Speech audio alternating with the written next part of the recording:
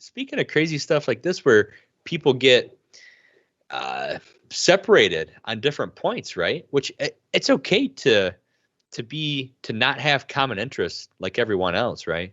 But here's a hot topic for you, right? Canceling student debt.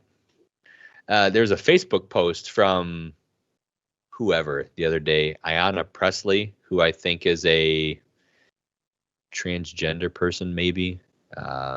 Again, I couldn't care less.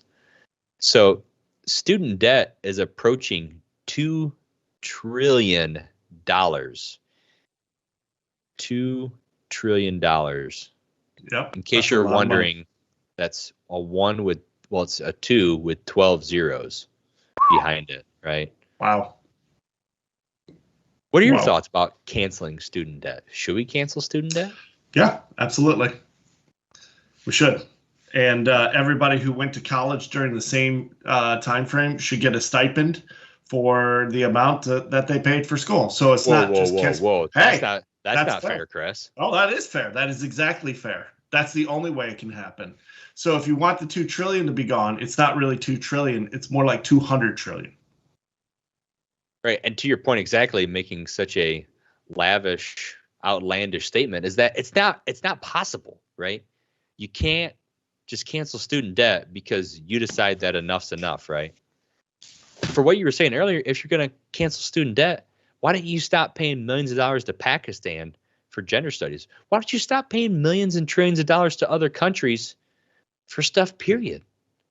Right? Imagine. So the way our government acts is I have a mortgage on my house, right?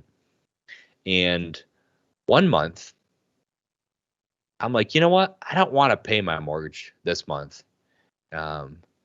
There's a really good cause that I want to put my money into.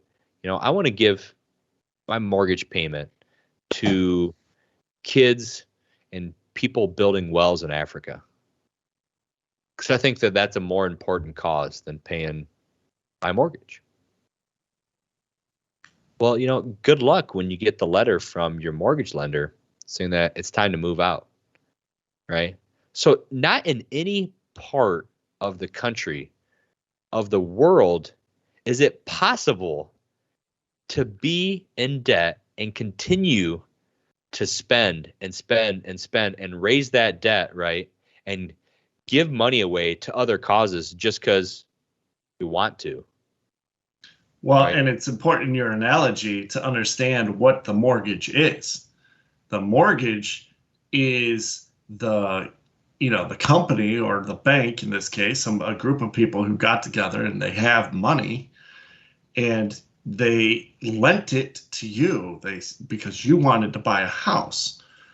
So you went to them and you said, hey, I'm good for it. I would like to buy this house. And based on my job and my ability to repay this loan, the bank is going to lump sum that cash up front to the seller of that home so that the seller will transfer the deed to you. And you will own it. You own that property. But you didn't buy it with your money. You bought it with someone else's money. The bank. The bank is the person who brought the money when the transfer happened, when the sale happened. And the bank decided to do that because you said you would pay it back. And at the time, you had the ability to pay it back. Now, there's lots of situations where maybe you lose a job or, something happens where you can't pay it back. But that's not what we're talking about, Chad. We're talking about, I don't want to pay it back. I thought you were going to say practice for a second. No, we're talking about practice, man. Not a game. Not the that game rant that never I gets love. old. We're talking about practice. So that's the thing, man. We're talking about, I just want. And that's what I really think is a lot of our problem right now is that people are like, well, I just want to do this. It doesn't matter what you want. You signed up for this. You're the one that took out the money. You're the one that signed your name to it. You borrowed that money. Nobody made you borrow that money. Nobody's forcing this on you. You're the one who took classes to earn your liberal arts degree that does absolutely nothing for you, right? What is the point of getting higher education to not hire your education? Well, if you don't have the money, if it's not an investment for you, you can go get that liberal arts degree. Right. If you've got $400,000 laying around and you got time to burn, you can just go live off your land. You pay your bill. You choose what you want to do and go for it.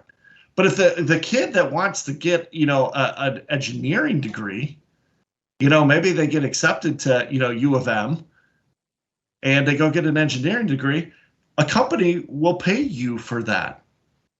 So if you borrowed the money in order to get that degree so that you can go have a career, well, good for you.